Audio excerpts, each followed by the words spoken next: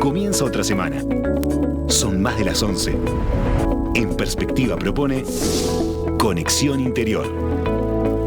Es una presentación de ADP, Agronegocios del Plata, Erro, cumpliendo 75 años junto al productor uruguayo. Primero empiezo saludando a Carlos Amonte, nuestro colaborador habitual de este espacio. Carlos, no sabes cómo te agradezco hoy que me saques a dar una vueltita, ¿no? Hoy viene Buen bien día, cambiar Romina. un poco de tema. ¿Todo bien, Carlos? Todo bien, buen día Romina, Gabriela, un saludo muy especial a la audiencia. Y bueno, el tema que vamos a tratar hoy, Romina, es el tema del agua. ¿Cuántas veces tú me preguntabas si había llovido o no en Verachí? Y si había llovido o no en el campo, y si esa agua que había caído esa semana había sido suficiente, y si era buena y para qué? ¿Cuántas veces traté de explicar de que a veces el agua es buena y a veces el agua no es tan buena? Por ejemplo, en el caso de los cultivos, cuando estás en plena cosecha, querés que no llueva; cuando terminaste de sembrar, querés que llueva para que nazca todo. O sea que el tema es bastante amplio. ¿Cuántas veces en el grupo de agrónomos les pasamos las precipitaciones que habían sucedido en esos días en diferentes localidades del Uruguay?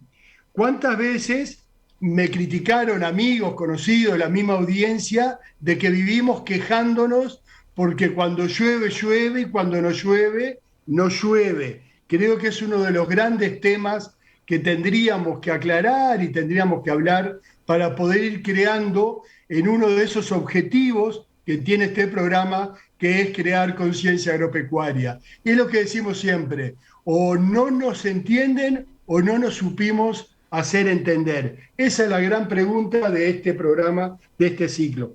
¿Cuántas veces el gobierno declara una emergencia por falta de agua? ¿Cuántas veces tuvimos problemas de producción energética porque no había agua en las represas hidroeléctricas? ¿Cuántas veces me preguntaron, hicimos programas sobre el efecto de las cianobacterias, pero a la gente le preocupó cuando llegó a la costa de Montevideo y al este porque afectaba los baños de la playa? ¿Cuántas veces hablamos del manejo de los efluentes, sobre todo de los tambos, con Boli Arostegui?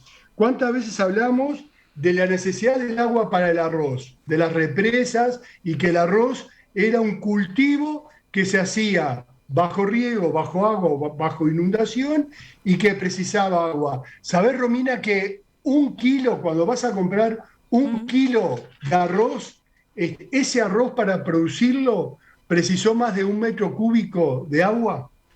¿Cuántas veces hablamos de la importancia que tiene el agua en el bienestar animal? Hablamos, cuando presentamos a la doctora Temple, dijimos que una de las libertades era que el animal tenía que estar libre de agua, libre de sed, que tenía que tener acceso a un agua limpia, a un agua fresca, para poder tener esa libertad que estar libre de sed. ¿Cuántas veces hablamos de que los vacunos que precisan, ponemos 40 litros de agua por animal? Si decimos que hay 24 millones de animales, estamos hablando de 1.200 millones de litros de agua por día que consumen los animales para estar libres de sed. Solo en Uruguay, en ese Uruguay que tenemos la bendición, que empezamos desde la Laguna Merín, en el este, seguimos por el Yaguarón, el Cuareme, el río Uruguay, terminamos en el río de la Plata, estamos rodeados de agua, la atraviesa un río fantástico como el Río Negro, y después un mundo de venas y arterias y pequeñas conexiones de arroyos y ríos que riegan todo el país. Pero es un país, como decían los viejos, que me encantaba, es un país de clima seco, con abundantes lluvias, o es un país con abundantes lluvias pero con frecuentes sequías. Porque un país tan chico tiene tanta diversidad de climas dentro del país, y en algunos lugares en un verano hay seca y en el otro lugar no hay. Estamos quizás a 100 kilómetros de distancia. ¿Cuánta agua consumen los viveros? ¿Cuánta agua consumen la horticultura? el maíz con riego, cuánta agua consumen la gente para los parques y los jardines nomás de la costa que tienen un sistema de riego. Y el mismo sistema de riego amplificado se puede aplicar para los diferentes cultivos. Cuánta agua consumen las diferentes pasturas, que es la que alimentan los animales. Pero para hablar de todos estos temas, Romina, hoy trajimos a un especialista del tema, que es el ingeniero Pablo Ott, que tiene 67 años, es ingeniero agrónomo, Master of Science, especialista en cultivos y riegos en pastura, padre de 4 hijos, 6 nietos, fundador y director de la empresa Agua para el Campo. Trabajó tiene un amplísimo currículum que va a quedar en la página web y que la verdad que no los quiero aburrir mucho, pero tiene un vasto trabajo en línea, en el Ministerio de Ganadería. En su currículum omitió agregar que trabajó conmigo desde el 84 al 87 con un equipo. No quiso, ¿viste? Lo tachó. Atendeme el equipo de agrónomos. Estaba el ex intendente de Río Negro, Oscar Terzaghi, en ese equipo, Walter Rosa, el actual presidente del Club de Golf del Uruguay, Tati Fernández, muy amigo de todos nosotros, y el que integró varias veces las tertulias agropecuarias, que falleció hace muy poco tiempo y muy amigo nuestro, el ingeniero José Marianín, que integró varias tertulias agropecuarias, varias veces nos acompañó. Mirá qué equipo, ¿no? Era la selección uruguaya con varios más. Yo era suplente. Yo estaba en el banco, pero a veces me ponían a trabajar y a jugar. Le damos la bienvenida, Pablo. La verdad que es un gusto tenerte en Conexión Interior. Gracias, Pablo. Bienvenido. Gracias. Después decíamos de la introducción que hizo Carlos, resaltando la importancia que tiene el recurso agua. Bueno, presentanos qué es y qué es lo que hace Agua para el Campo, ¿no? Bien. La vasta introducción que hizo Carlos, en realidad, tocó una cantidad de facetas. La empresa Agua para el Campo surge ante la detección de muchas de esas problemáticas que él mismo describió hace muchos años. Yo antes me dedicaba a otras cosas, incluso tratar de hacer trabajar a Carlos en ese equipo de trabajo que teníamos. Y llegó un momento que dije, bueno, ahora me tengo que preocupar del país y de darle alguna solución a este problema del agua. Y de verdad que tiene mucho de fundamento técnico, pero también conceptual y filosófico, el tema del enfoque de nuestra empresa, muy relacionado a todo lo agronómico, tanto en cultivos como para animales, pero también muy relacionado con la interacción con el ambiente, con el cuidado del medio ambiente, con el cuidado de un recurso tan vital. Si hay algo que es vital, además del aire, es el agua. Y entonces, pero lo es vital para nosotros, pero también para las plantas y para los animales, que es todo un círculo sin solución de continuidad. Es todo la misma cosa. Si nosotros no dispusiéramos de plantas para comer o animales para comer, bueno, estaríamos complicados. Pero además necesitamos agua para tomar igual que ellos. Entonces, es todo un tema. Y todas esas interacciones y complejidades que describió Carlos son tal cual, lo cual que hace tremendamente complejo, pero también desafiante, tratar de contemplarlas de manera de poder administrar el agua cuidándola. Y eso es como una de nuestras obsesiones, porque en Uruguay, también por algo que él describió, estamos muy acostumbrados a considerar que el agua dulce o potable es un recurso que la naturaleza nos prodigó muy generosamente y parecería como que fuera inagotable. Y nada más lejos de la realidad. Sí es cierto que somos un país muy rico en ese aspecto, pero lo que no es cierto es que el recurso sea tan infinito.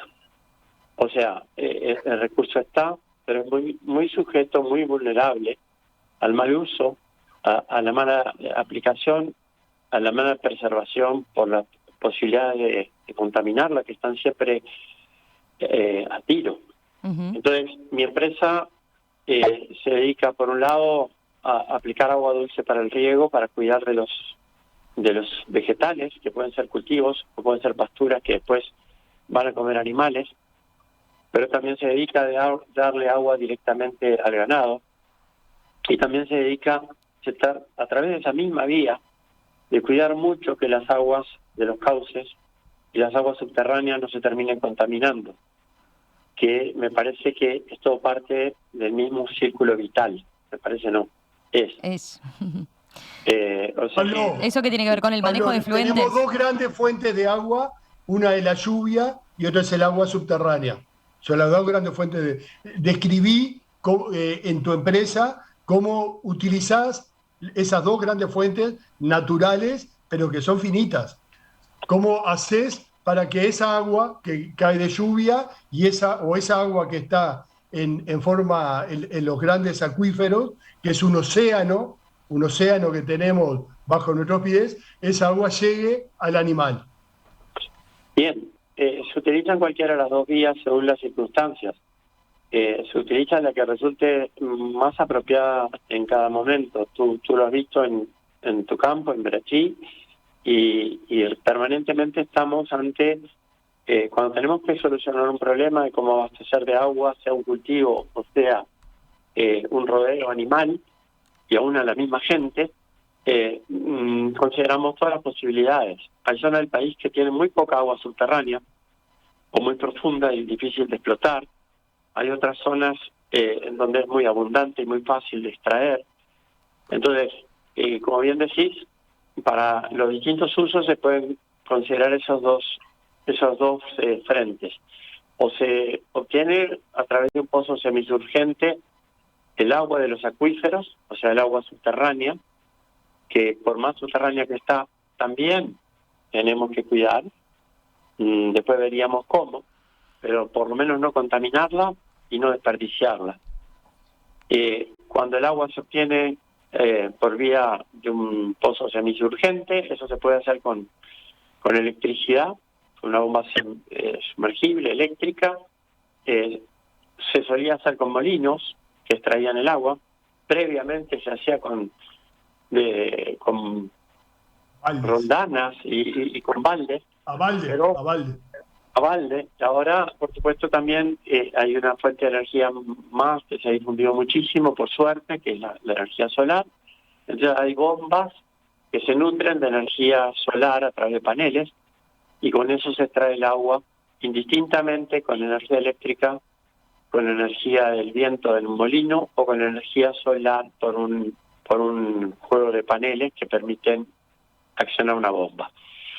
Y esas mismas fuentes de energía se pueden usar para extraer agua desde un cauce natural. Así como lo extraemos desde fuentes subterráneas, puede ser desde un lago o puede ser desde un arroyo, cuando el agua subterránea es de difícil acceso o no hay. O sea que utilizamos cualquiera de las opciones. Lo importante o el objetivo, y lo que tratamos siempre de hacer, es de lograr extraer esa fuente de agua y ponerla a disposición del objetivo que buscamos, que repito, puede ser animal o vegetal, o ambos. Y a partir de que la obtenemos, que ponemos el agua en un punto apropiado, a lo que nos dedicamos también es a distribuirla. Si es para riego, va a ser a través de distintos sistemas, puede ser por múltiples formas de riego, generalmente de aspersión, y si es para darle a los animales, a través de redes de agua subterráneas, con caño, con tubería, se logra conducir el agua a puntos distintos del terreno, de manera que los animales, aún ante una seca, o durante todo el año, pero ni que hablar durante la seca, aún ahí dispongan siempre de agua fresca, de manera que no haya un riesgo de que el animal se venga para atrás y haya grandes pérdidas económicas, como suele haber en cada seca regional o que abarca todo el país.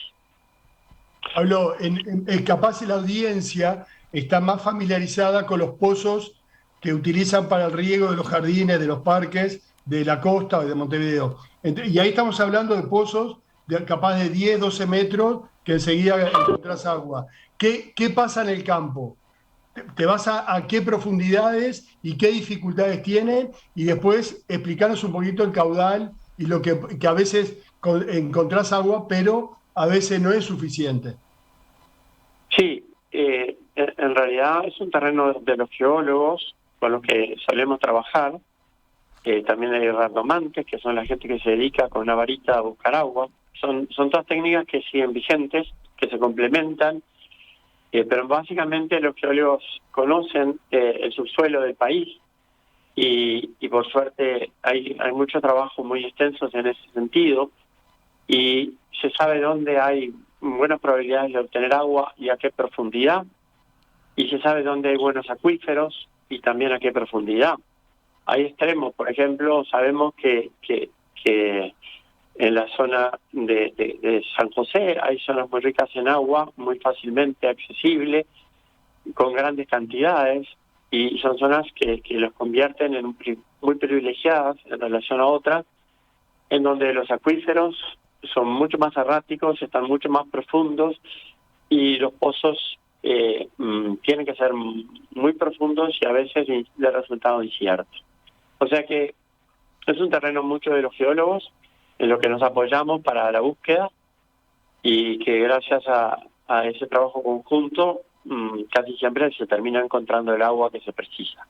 Y si no... ¿Cuál fue el pozo más profundo que hiciste?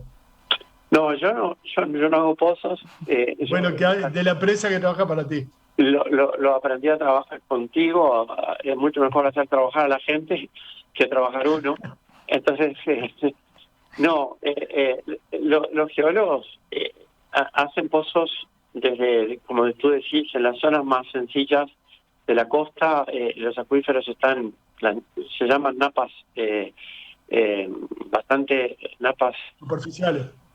Claro, muy superficiales, que están a 10 o 15 metros.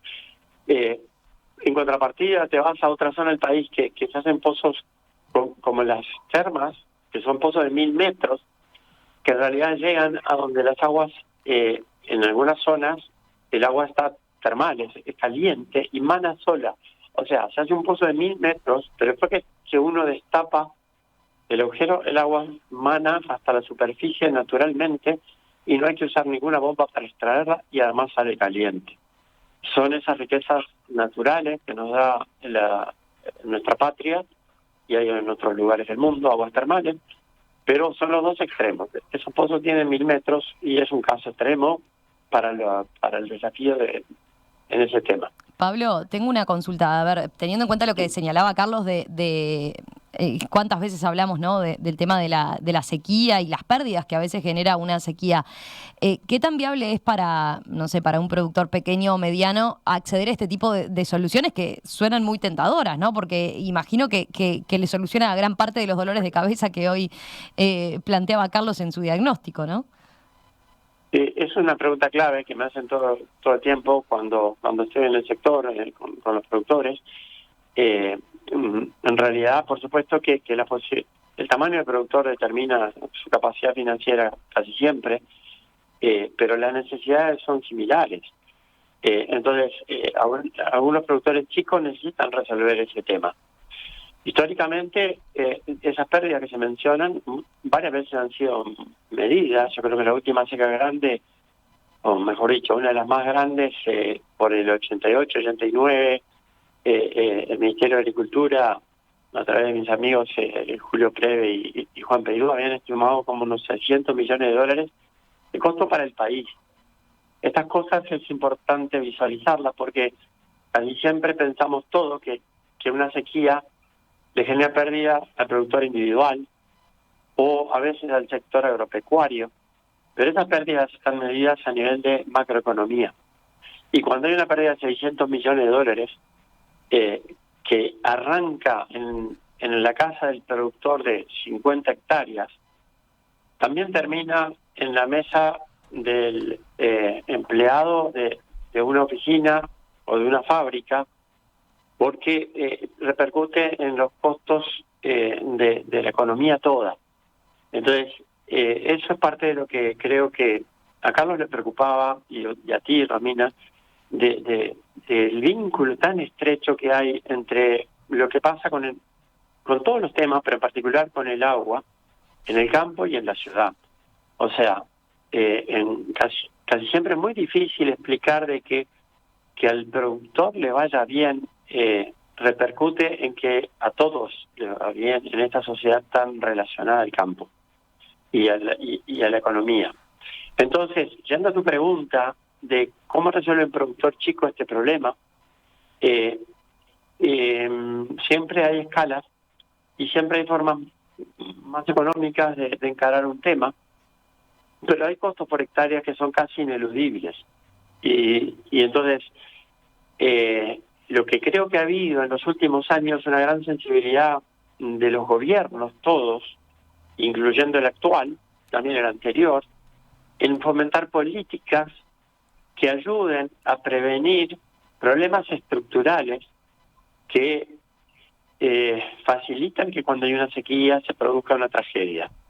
Entonces, cuando esas políticas están ayudando a que la gente implemente sistemas debidamente pensados, debidamente programados, a veces debidamente financiados y en muchos casos también subsidiados, con lo cual se tiende, creo yo, muy lógicamente a prevenir desastres de los que lamentablemente cada vez se van a dar más seguidos en términos ambientales.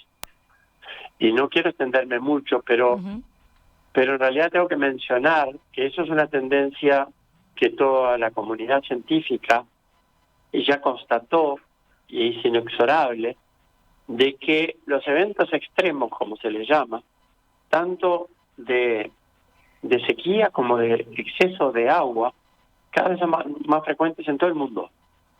Entonces, y el agua siempre es un epicentro del problema, porque en realidad son grandes sequías que generan tragedias por falta de agua, y de golpe, en esos mismos lugares, de repente con 3 o 4 años de sequía, se produce abrumadoras lluvias copiosas que no paran y generan otros grandes desastres, muchas veces inundaciones, arrastres de zonas de colinas que llevan a tragedias también por exceso de agua. En Uruguay, que no tenemos picos de falta de agua y picos de excesos, el gran desafío que tenemos, y creo que el gobierno está bien orientado en ese sentido y los productores también, es en cada vez más sensibilizarnos de que tenemos que administrar el agua. Tenemos que hacer fuentes de acopio, como mencionó Carlos, en el arroz, lugares donde reservar grandes cantidades, de manera que cuando sobra, y como aquel dicho, guardar para cuando no hay. Cuando sobra tenemos la capacidad de acumular un agua que de otra manera se perdería en el mar, la podemos acumular en grandes reservorios para cuando la lluvia no sea esquiva y entonces poder utilizarla para mitigar el impacto de una sequía o de una falta de agua. Interesante esas opciones que estás manejando, ¿no? De poder, daría para profundizar bastante en eso, me parece, sí. ¿No?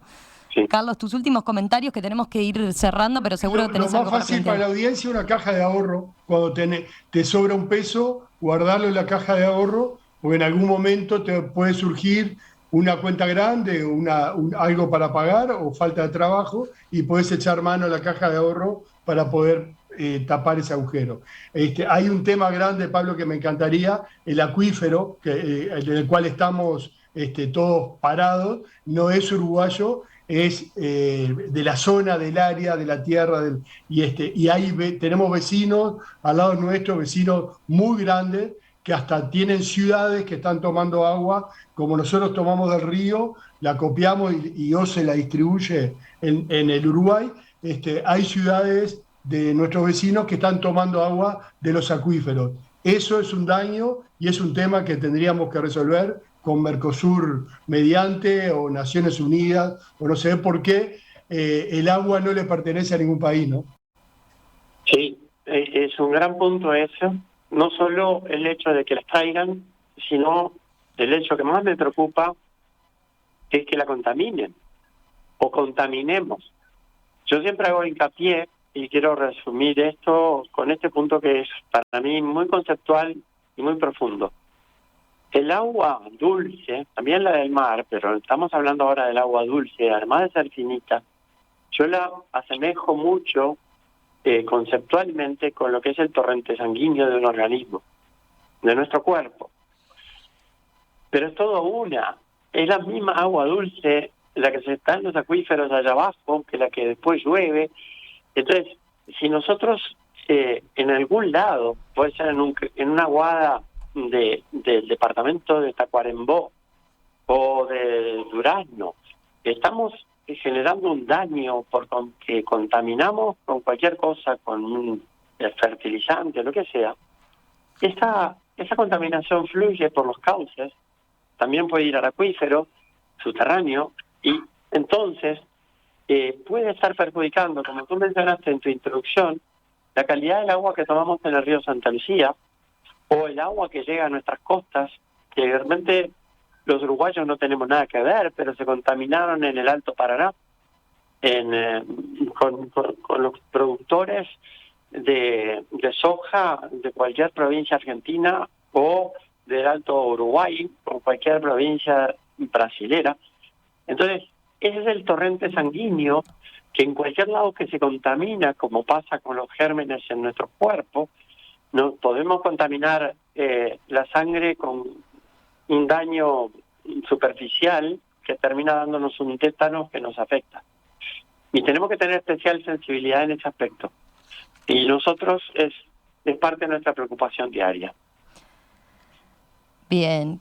Ingeniero agrónomo Pablo Oz, fundador de Agua para el Campo, muchas gracias por haber participado esta mañana aquí en Conexión Interior. Muy interesante. Creo que por lo menos abordamos los titulares, ¿no, Carlos? Nos quedaría para profundizar en cada uno de los temas porque da para charlar muchísimo, sin duda de absoluta relevancia, más cuando acabábamos de tener hace poquito el Día del Agua, ¿no? Y donde justamente se hablaba del agua subterránea como tema y para poner el foco, para valorar como recurso. Así que me parece bien interesante para volver en cualquier momento, si están de acuerdo los dos. Con mucho gusto. Gracias, Pablo. Y la verdad que termino como debería haber empezado, que esta idea surgió a raíz de que el 22 de marzo fue el Día Internacional del Agua y creo que venía bien que Conexión Interior y después tantas veces que los oyentes nos consultan sobre por qué no hacen más riego, por qué no se hace más acopio de agua, que venga Pablo y que nos explique, pero va a dar para muchas más conexiones interiores. Chau. Gracias Pablo. Gracias Romina. Encantado. Gracias a ustedes. Conexión Interior fue una presentación de ADP, Agronegocios del Plata, Erro, cumpliendo 75 años junto al productor uruguayo.